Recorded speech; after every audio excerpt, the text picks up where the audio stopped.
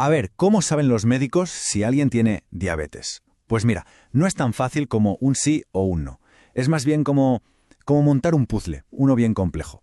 Así que hoy vamos a hacer justo eso. Vamos a ir viendo pieza por pieza cómo los expertos lo diagnostican y lo clasifican, basándonos en las guías más actuales. Imaginemos el diagnóstico como si fuera una escena de un crimen metabólico, y los médicos pues se convierten en detectives. Su misión es clara: reunir todas las pistas que puedan. Cada análisis de sangre, cada síntoma que aparece, todo cuenta. Todo es una pieza clave para poder resolver el caso. Vale, vamos a empezar por lo más básico de todo. La diabetes, en el fondo, ¿qué es? Pues es un fallo en cómo el cuerpo gestiona su combustible, que es la glucosa. Ocurre una de dos cosas: o el cuerpo no sabe cómo usar esa glucosa para sacar energía, o es que se pone a producir demasiada. Al final da igual el camino porque el resultado es el mismo: un montón de azúcar acumulado en la sangre, y a eso técnicamente se le llama hiperglucemia. Muy bien, sigamos con la investigación. Todo buen detective necesita su kit de herramientas, ¿no? Pues aquí igual. La primera fase es, lógicamente, reunir las pruebas. Y para eso vamos a ver qué herramientas usan los médicos, porque hay formas muy distintas de medir ese azúcar en sangre. Y aquí están las 4 pruebas clave del kit.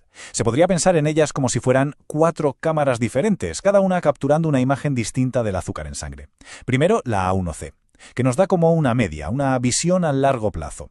Luego, la glucosa en ayunas, que mide el nivel después de haber pasado toda la noche sin comer. También está la prueba de tolerancia, que es para ver cómo reacciona el cuerpo cuando le das una dosis de azúcar.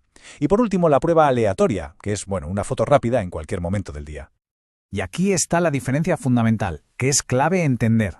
La A1C es como si fuera una película. Te da una visión general, una media de cómo ha estado el azúcar en los últimos 2 o 3 meses. Es el panorama completo. En cambio, las otras pruebas son más bien una foto instantánea. Clic, capturan el nivel exacto de glucosa en un momento muy, muy concreto. Perfecto. Ya tenemos las pistas en la mano, o sea, los resultados de las pruebas. ¿Y ahora qué? Pues pasamos a la siguiente fase: la interpretación.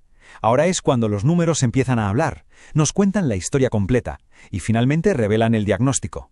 Y ojo con esto, que es fundamental. El diagnóstico de la diabetes no es una opinión, no es algo subjetivo, es pura matemática. Se basa en unos números súper concretos, unos límites que ha puesto la ciencia. O se llega a ese número y se supera, o no se llega.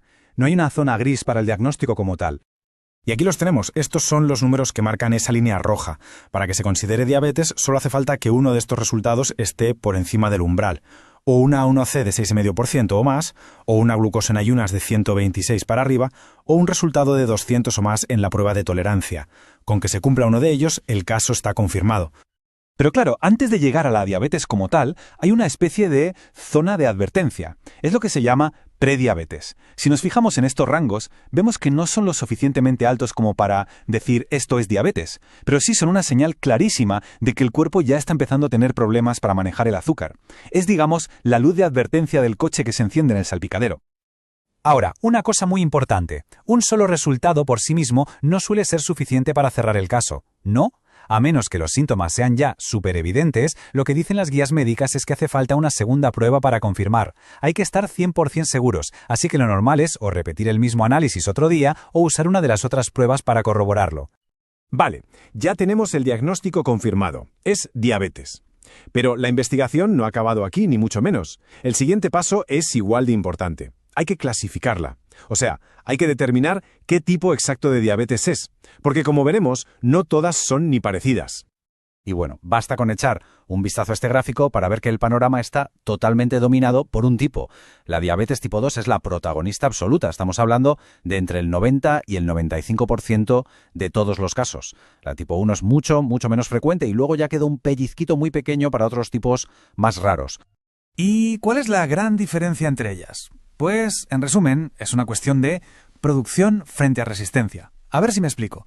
En la tipo 1 es como si la fábrica que produce la insulina, que es el páncreas, hubiera sido atacada y destruida por el propio sistema inmunitario del cuerpo. El resultado es que simplemente no hay producción de insulina. 0.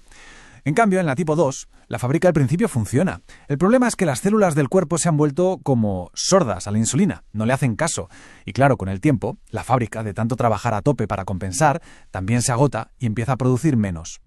Y una cosa curiosa de la diabetes tipo 1 es que no aparece de repente, de un día para otro, no. Sigue un camino bastante predecible, en 3 fases.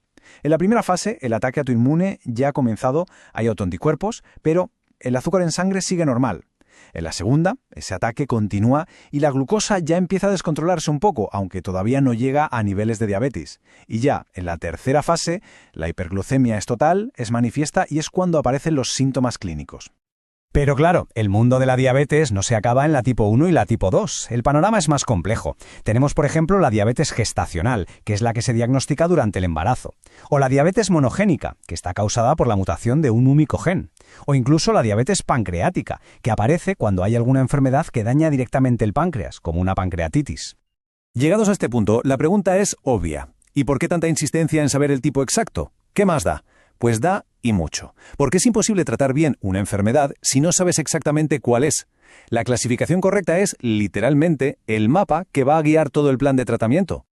Y aquí es donde la cosa se pone seria, porque aunque parezca increíble, equivocarse en esto es sorprendentemente común. Fijaos en este dato que es alarmante. Hasta un 40% de los adultos con diabetes tipo 1 reciben al principio un diagnóstico equivocado de diabetes tipo 2. Y claro, es un error que puede tener consecuencias gravísimas.